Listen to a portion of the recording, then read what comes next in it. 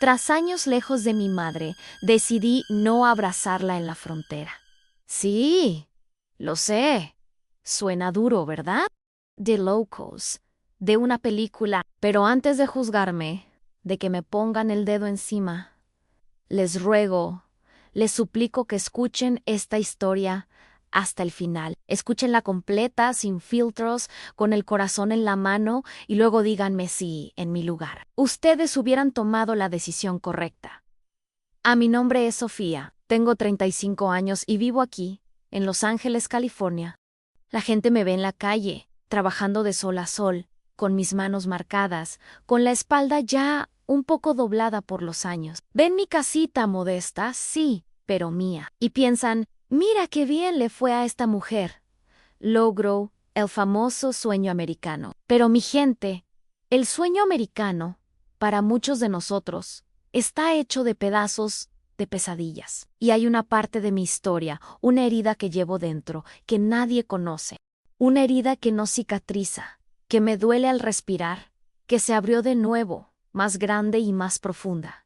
El día que vi a mi madre en la frontera, después de 20 años de no verla, y por más que mi cuerpo la anhelaba, mi alma no pudo, no quiso, no se atrevió a abrazarla. ¿Cómo una hija no va a querer abrazar a su madre después de tanto tiempo? Es una pregunta que me persigue, que me taladra la cabeza cada noche. Pero para entenderlo, para que sientan lo que sentí, tienen que venir conmigo al pasado, a un pueblito escondido en Oaxaca, México, donde el tiempo parece detenerse y la vida se mide por el ritmo de la siembra y la cosecha. Ahí, entre los colores del mercado y el olor a tierra mojada, ahí empezó mi calvario. Mi niñez en Oaxaca, ay, mi niñez, era una pobreza que se sentía en los huesos, que se metía por las rendijas de nuestra casita de adobe, la ropa remendada, la barriga que a veces gritaba de hambre, pero, a pesar de todo, estaba llena de sol y, sobre todo, llena de la risa de mi hermano Ricardo. Él era mi sombra, mi cómplice, mi pedacito de cielo en la tierra, 5 años menor que yo, con los ojos más dulces que he visto. Compartíamos el mismo catre, las mismas ilusiones tontas, los mismos sueños de salir de ahí algún día. Éramos inseparables, como uña y carne. Nuestra madre, Elena, era el centro de nuestro pequeño universo. Ella era todo para nosotros. Desde que el sol apenas asomaba por las montañas, ya se escuchaba el sonido de sus manos batiendo la masa de maíz para las tortillas. Ese sonido, el olor a maíz cocido, ese era el perfume de nuestro hogar, el olor de la seguridad. Mamá era incansable. Una guerrera salía al mercado bajo el sol rajante, con sus canastas llenas de tortillas calientitas y rebozos que ella misma tejía. Rebozos de colores tan vivos que parecían arcoíris, atrapados en hilo de algodón. Regresaba por la tarde, con los pies hinchados, el cuerpo cansado, pero siempre con una sonrisa agotada para nosotros. Esa sonrisa era nuestro motor. Su amor era nuestro único lujo. El calor que nos arropaba en las noches frías de Oaxaca. Ella era la que nos daba fuerzas para seguir echándole ganas a la vida, ¿saben? Ella era nuestro todo, pero la pobreza, esa señora cruel y terca, no nos daba tregua. ¿Mi padre? Ay, mi padre, simplemente desapareció cuando yo tenía 10 años. Se esfumó, como el humo de una fogata. Nos dejó un vacío en la mesa. ¿Sí? Pero también una montaña de deudas que para mi madre, una mujer sola con 2 niños, parecían imposibles de pagar. Yo me acuerdo de la cara de mi mamá, que se le ponía dura cuando llegaba el cobradores, con su voz áspera y sus amenazas veladas. Yo la veía llorar en silencio, escondida detrás de una sábana vieja que usaba de cortina. Yo fingía estar dormida en el suelo de tierra, pero sentía cada lágrima suya, cada sollozo que le salía del alma, como si fuera mío. Ricardo era demasiado pequeño para entenderlo, para sentir el peso del mundo que se le venía encima a nuestra madre. Pero yo sí lo sentía como esas deudas la asfixiaban, la arrastraban, nos arrastraban a todos, cada vez más profundo en un pozo sin fondo, hasta que un día la deuda nos ahogó por completo. Lo que mamá ganaba apenas daba para el maíz y los frijoles del día. Los hombres de cara de piedra, los prestamistas, Amenazaron con quitarnos la tierra a nuestra tierrita, el pedacito de suelo donde estaba nuestra humilde casita. Era lo único que nos quedaba, la herencia de mis abuelos, la conexión con nuestra sangre, con la tierra que nos había dado el poco sustento que teníamos. Mi madre, Elena, se revolvió como una leona herida. Rogó, imploró, les contó nuestras penas, pero sus palabras no ablandaron esos corazones de piedra. El desespero se le veía en los ojos. Me daba un escalofrío en la espalda, una sensación de impotencia que me acompañaría por el resto de mi vida. Y fue una noche calurosa, el aire espeso con el olor a tierra mojada de la lluvia recién caída. Cuando la escuché hablar, estaba en mi catre, pero no podía pegar ojo. Escuché voces bajas que venían de la cocina. Me levanté sigilosamente y me acerqué a la puerta, espiando por la rendija. Mi madre estaba sentada a la mesa, a la luz débil de una vela que parpadeaba. Hablaba con un hombre que yo nunca había visto. Tenía un rostro curtido, la piel quemada por el sol, la ropa gastada por sus hoyos. Sus ojos parecían haber visto todo el mundo. Hablaban de el norte en de cruzar. La palabra coyote flotaba en el aire como una sombra. Mi corazón empezó a latir tan fuerte que pensé que se me saldría del pecho. Yo sabía lo que eso significaba. Mucha gente en la villa hablaba de irse al otro lado, pero nunca pensé que sería nuestra realidad. Ella dijo que iría primero, que iba a trabajar duro, muy duro, en Los Ángeles, allá en California, que nos iba a mandar dinero, cada bendito centavo que pudiera ahorrar, y que en cuanto juntara lo suficiente, nos traería para estar con ella.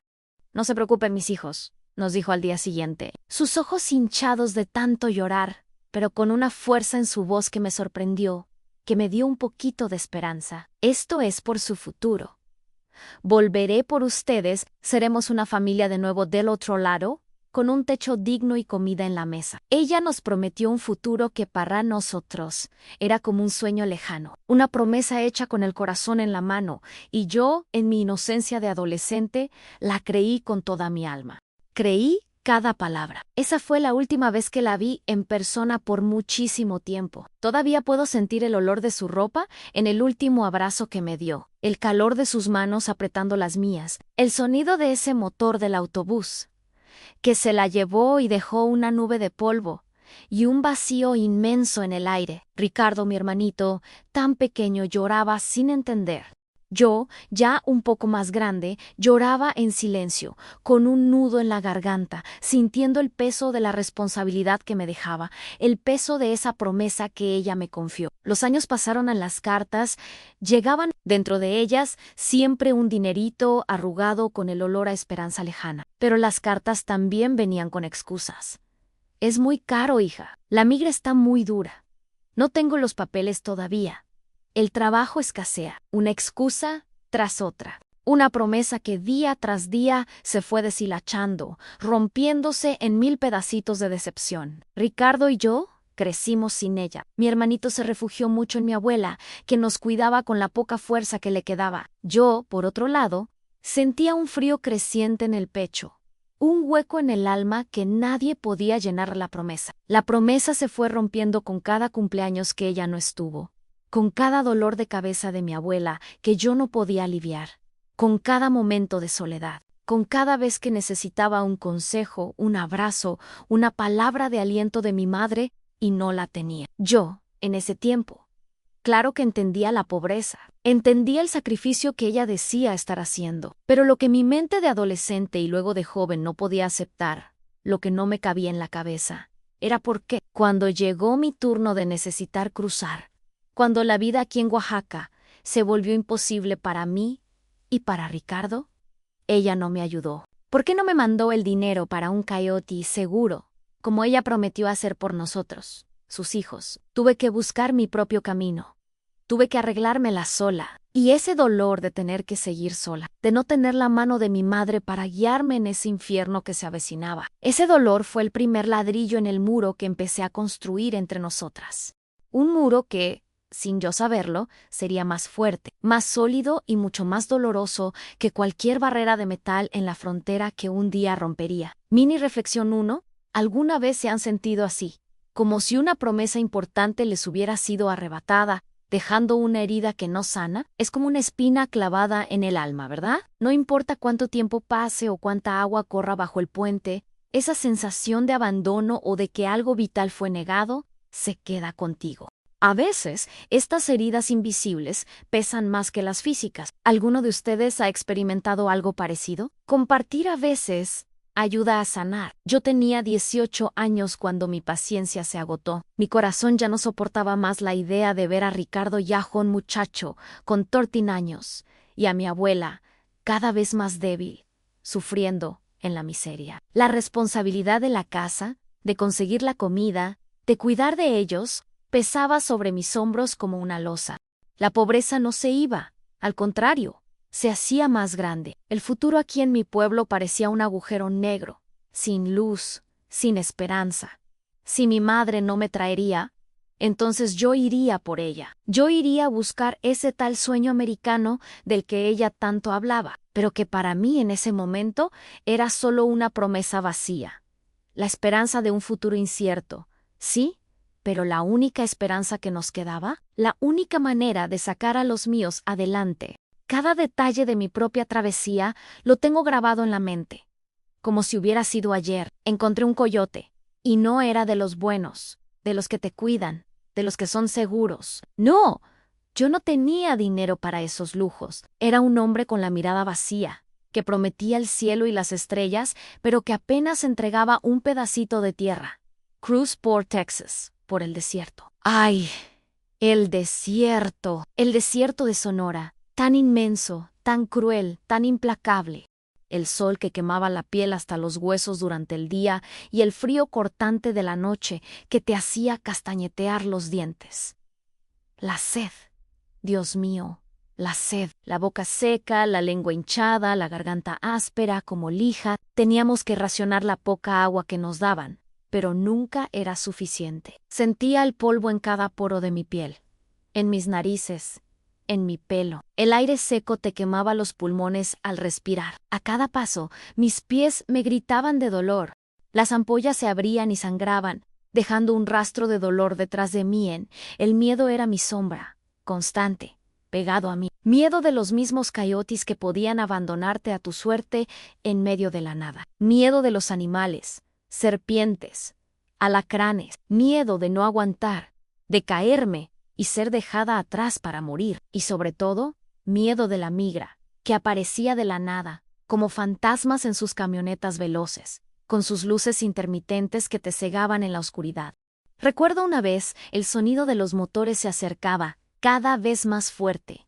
El coyote gritó, ¡corre, corre! Y nos dejó a la buena de Dios. Corrimos sin rumbo fijo por el desierto, el corazón en la garganta, hasta que ya no nos daban las piernas. Nos escondimos como ratones debajo de unas rocas, rezando, suplicando a Dios y a la Virgencita que no nos encontrara. Yo solo pensaba en Ricardo, en mi abuela, en la razón por la que estaba haciendo todo eso, y eso me daba una fuerza que yo no sabía que tenía, una fuerza que salía de la desesperación más pura. Esa fue mi primera prueba de fuego, la forja donde mi alma fue endurecida, donde entendí que en la vida, a veces, estás completamente solo. League a California, a Los Ángeles con lo puesto, la ropa sucia, el cuerpo hambriento, el alma rota, y sin un alma que me esperara, sin el abrazo de mi madre, ni siquiera una llamada para saber si estaba viva, solo el silencio y el desierto atrás de mí. Aquí, en Los Ángeles, aprendí a sobrevivir a punta de golpes. Empecé limpiando casas una tras otra, hasta que mis manos sangraban y mi espalda se doblaba de dolor. Lavé platos en restaurantes donde el olor a comida me daba náuseas de hambre. Trabajé en la construcción cargando pesos que una mujer no debería cargar, bajo un sol abrasador, como si fuera un hombre. Cada dólar que ganaba era el sudor de mi frente, cada centavo. Y cada centavo iba para Ricardo y para mi abuela. Mi madre, ella seguía trabajando, sí, en lo que encontraba, pero nuestras llamadas eran cada vez más escasas. Y cuando ella me llamaba, raramente preguntaba por mí. Nunca me preguntó si estaba bien, si había comido, si tenía miedo, si necesitaba algo no. Ella preguntaba por Ricardo, por cómo estaban las cosas allá en el pueblo, como si yo fuera solo un instrumento para enviar el dinero, no la hija que había cruzado un infierno sola. Esa falta de preocupación, esa ausencia de una pregunta simple como ¿cómo estás, hija? Esa fue la que más me dolió. Ella me mandaba dinero. Sí, no lo niego, pero yo no necesitaba solo dinero. Yo necesitaba una madre. Necesitaba que alguien se importara, que me diera un abrazo, que me dijera que no estaba sola, que todo iba a estar bien. El dinero no compraba el abrazo que yo tanto anhelaba cuando era niña, ni el apoyo que necesité desesperadamente cuando crucé esa frontera sola. Ese vacío que mi madre dejó en mi corazón se convirtió, con los años, en un muro invisible entre nosotras. Un muro más alto, más sólido, más impenetrable y mucho más doloroso que el muro de metal que divide los países y que yo había logrado romper con mis propias manos. Veía a otras familias de inmigrantes aquí en esta ciudad, madres y hijos que se abrazaban con una fuerza que te rompía el alma, padres que lloraban de alivio al ver a sus pequeños después de años. Y yo sentía una punzada en el corazón, una envidia amarga. ¿Por qué mi historia era diferente? ¿Por qué mi abrazo con mi madre, incluso estando en el mismo país, en la misma ciudad, parecía una misión imposible? Los años fueron pasando, 20 años. Sí, 20 años completos desde la última vez que la vi en aquella parada de autobús en Oaxaca. Ricardo me llamó un día. Su voz sonaba desesperada, rota. Mamá está muy enferma, Sofía. Necesita un médico aquí. Necesita verte. No puede seguir sola. Él ya no era el niñito que yo dejé. Su voz estaba ronca de preocupación y sonaba tan agotado, tan solo. La voz de Ricardo me desgarró por dentro. Sentí un peso en el pecho. No era por ella. Traté de convencerme a mí misma. Era por Ricardo, por el hermano que yo amaba más que a mi propia vida, y que había cuidado de nuestra madre por todos esos años, asumiendo una carga que, en mi corazón herido, sentía que era de ella. Yo tenía que hacer esto por él. No había otra opción. Junté cada centavo que tenía, cada hora extra en el trabajo, cada migaja que pude ahorrar la guardé, sin importar lo mucho que me doliera privarme de todo. Era una fortuna para mí, sí, el ahorro de años de sudor y lágrimas, pero era lo mínimo que yo podía hacer para quitarle esa carga a Ricardo, para aliviar su preocupación. Encontré un coyote que prometía una ruta segura para mi madre, una señora de 60 años, a través del desierto de Arizona. Nos prometió evitar los peligros más conocidos de la frontera de Texas, que yo misma había cruzado. Pagué lo que me pedían, no porque quisiera a mi madre aquí. Esa era la verdad más cruda y dolorosa, por más que me costara admitirla, pero porque no podía dejar a Ricardo solo con esa responsabilidad. Y porque, en lo más profundo de mi alma, en un rinconcito olvidado, yo todavía quería entender. Quería un cierre para esa herida que nunca sanaba. Quería respuestas a preguntas que nunca fueron hechas, a sentimientos que nunca fueron hablados. Los días de espera fueron una tortura. Cada vez que mi teléfono sonaba, mi corazón se me subía a la garganta. Yo me la imaginaba a ella, a mi madre Elena, con 60 años, enfrentando el mismo infierno que yo enfrenté a mis 18 años. El calor abrasador del día, el frío que te lava los huesos por la noche, la sed que te desgarraba la garganta, el miedo a la migra, a las bestias del desierto, a los criminales que se aprovechan de la vulnerabilidad de nuestra gente, el miedo de que algo le pasara, de que ella no resistiera, de que no llegara viva. Ese miedo era real, tan real como el sol. Pero por increíble que parezca, el miedo no era solo a perderla, era también el miedo de tener que lidiar con lo que vendría después si ella llegaba. El inevitable choque con el pasado, con el resentimiento, con la verdad de mis emociones más escondidas. Yo pasaba las noches en vela, mordiéndome las uñas, el estómago hecho un nudo. Llamaba a Ricardo. Él estaba tan ansioso como yo. Su voz temblaba. Las noticias de grupos de migrantes siendo interceptados, de muertes en el desierto, aparecían en la televisión. Cada noticia era una puñalada. Yo veía el rostro de mi madre en cada reportaje. La ansiedad era palpable, un terror frío que me acompañaba a cada minuto. ¿Dónde estaría? ¿Con quién? Estaría comiendo, bebiendo, viva. Mini reflexión 2. La espera es, a veces, más cruel que la propia travesía, ¿verdad, mi gente? Mientras nuestros seres queridos están en el camino, cada minuto se hace eterno. Uno se inventa 1000 escenarios en la cabeza en castillos de esperanza y abismos de terror. Es una agonía que nos marca para siempre, que nos cambia. ¿Alguno de ustedes ha sentido esa desesperación al esperar a alguien que estaba en peligro, sin saber si volverían a verlo? Es una carga pesada de llevar. Entonces, la llamada llegó. No era Ricardo. Era un número desconocido. Un número de aquí del otro lado. Mi corazón se detuvo. Su madre ya está en la estación de la patrulla fronteriza. Puede pasar a buscarla. Mi voz interior se apagó. Mi corazón, que había estado latiendo una cumbia desafinada por días, de repente se congeló. Sentí una mezcla de alivio y pavor que me invadió por completo. El momento que había esperado y temido por 20 años estaba allí, a unos cuantos kilómetros de distancia, en el edificio gris de la patrulla fronteriza, cerca de San Isidro, en California, uno de los puntos más transitados y simbólicos de toda la frontera. Conduje hasta allí como si estuviera en un sueño. Las manos me sudaban en el volante, los nudillos blancos de tanto apretar. El sol se estaba poniendo, tiñendo el cielo de tonos anaranjados y morados, como si la naturaleza estuviera preparando el escenario para el drama que se avecinaba. La música en la radio sonaba distante, ahogada, como si viniera de otro mundo. Mi mente era un torbellino de recuerdos a la promesa de mi madre cuando se fue. Mis noches solitarias en Los Ángeles, los telefonemas que nunca llegaban, el desierto, el miedo, el trabajo duro en todo. Cuando entré en el edificio, el aire era frío, con ese olor a desinfectante y a papeles viejos, a burocracia. Era un lugar sin alma, sin color. Mis ojos escanearon el ambiente, buscando, desesperadamente buscando por ella. Y entonces la vi, a Lena, mi madre, sentada en un banco de plástico frío, visiblemente cansada, con la ropa arrugada por el viaje, los cabellos blancos un poco revueltos, pero en sus ojos, esos mismos ojos que yo recordaba de mi infancia en Oaxaca, se abrieron de par en par al verme, se llenaron de lágrimas. Se levantó, despacio, con las manos temblorosas, extendió los brazos hacia mí, un gesto de bienvenida, una invitación a un ruego silencioso. ¿Y yo? Yo no pude. Mis pies estaban pegados al suelo, como si mis zapatos estuvieran clavados. Mis piernas parecían de plomo. Mi cuerpo no respondía.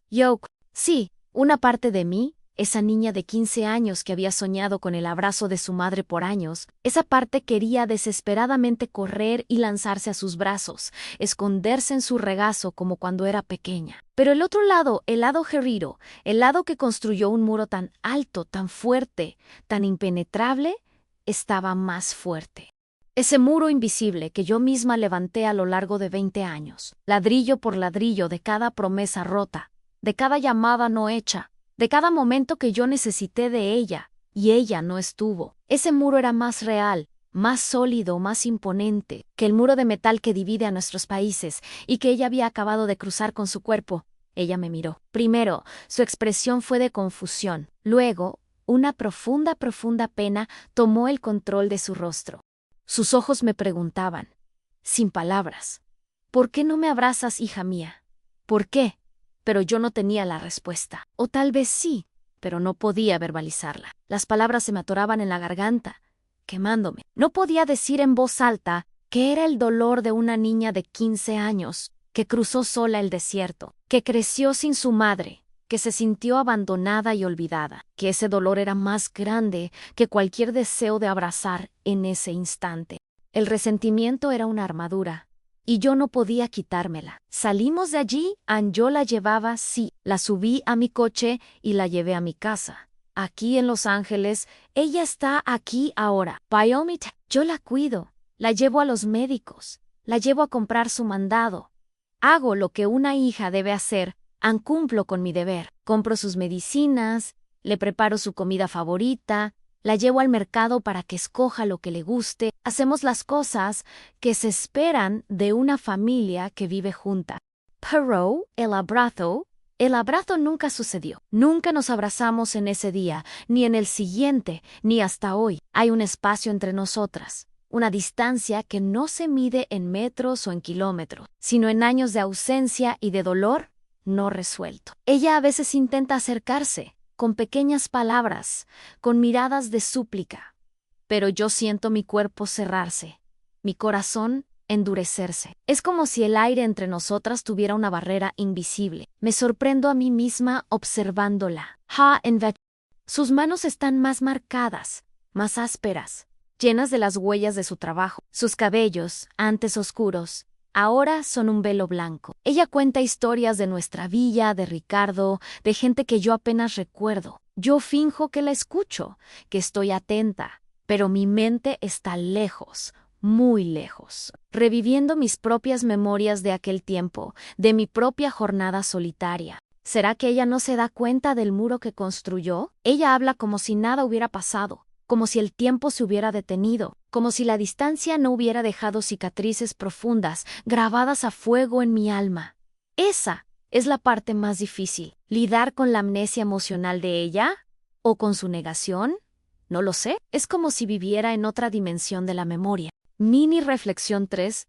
Es algo extraño, ¿no creen, mi gente? Como dos personas pueden estar tan cerca, físicamente, respirando el mismo aire, bajo el mismo techo, pero al mismo tiempo tan distantes emocionalmente. Es como si hubiera un abismo invisible entre ellas, imposible de cruzar. ¿Alguna vez han tenido a alguien así en sus vidas? Alguien que está físicamente a su lado, pero que de alguna manera es completamente inalcanzable, o que los hace sentir esa distancia. Es una paradoja dolorosa. ¿Qué se hace en esos casos? Me gustaría mucho saber si hay alguien ahí afuera que entienda esta sensación, que comparta esta carga. Y cada día, cada bendito día, me lo pregunto, ¿podré perdonar? ¿Podré, algún día, derrumbar ese muro que construí con tanto esmero para protegerme de un dolor que parecía no tener fin? El perdón es una travesía, ¿saben? Y la mía, la travesía hacia el perdón, quizás sea más ardua, más difícil, más solitaria que la propia travesía que hice para llegar aquí, para cruzar esa frontera. A veces, me sorprendo pensando en Ricardo. Él llama, feliz, contento, tranquilo, porque sabe que su madre está aquí, a mi lado. Él no entiende la complejidad de nuestra relación, el peso de 20 años de heridas. Para él, todo está resuelto, todo está bien. Pero no hizo así, no está resuelto. Mi madre está aquí, a mi lado, en mi casa, en la tierra que yo conquisté con mis propias manos y mi propio sudor. Pero el abrazo que yo no quise dar en ese momento crucial es el que aún me persigue en sueños, el que me atormenta cuando estoy despierta. Es la prueba constante de aquella promesa rota, de la niña que creció sin el cariño y el apoyo que necesitaba desesperadamente. Es el símbolo de una herida que aún sangra silenciosamente por dentro, incluso después de tantos años, de tanto camino recorrido. Y yo no sé, mi gente, no sé si algún día conseguiré dar ese abrazo, o si tendré la valentía de derrumbar ese muro que me mantiene a salvo de un dolor que, aunque antiguo, se siente tan real como el primer día. Es un fardo pesado que cargo, pero la esperanza es lo último que se pierde, ¿verdad? Y quizás, solo quizás, un día, mi esperanza de sanación también encuentre su camino para salir de este desierto emocional. Mini reflexión 4. Después de escuchar mi historia, mi verdad, mi dolor, yo les pregunto, con el corazón en la mano, ¿qué harían ustedes en mi lugar si el dolor fuera tan grande, si la herida tan profunda, que un simple abrazo, ese gesto tan natural y lleno de amor, les quemara por dentro? ¿Lo darían? ¿O buscarían primero la sanación, el perdón, la comprensión, antes de ofrecerlo? Díganme, ¿creen que tomé la decisión correcta? Quiero leer lo que sienten, sus pensamientos. Si esta historia les tocó el alma, si les hizo sentir algo, si les hizo pensar en sus propias vivencias o en las de su gente, suscríbanse al canal para conocer más relatos como el mío. Aquí, en Mi Historia Americana, cada voz tiene una historia única, inimaginable, de esperanza, de lucha incansable, de superación que desafía todo, pero también de esas heridas profundas que el tiempo, por sí solo, no consigue curar. Acompáñenos en este viaje de verdades y emociones para que estas historias nunca, nunca sean olvidadas. Su apoyo es nuestra fuerza.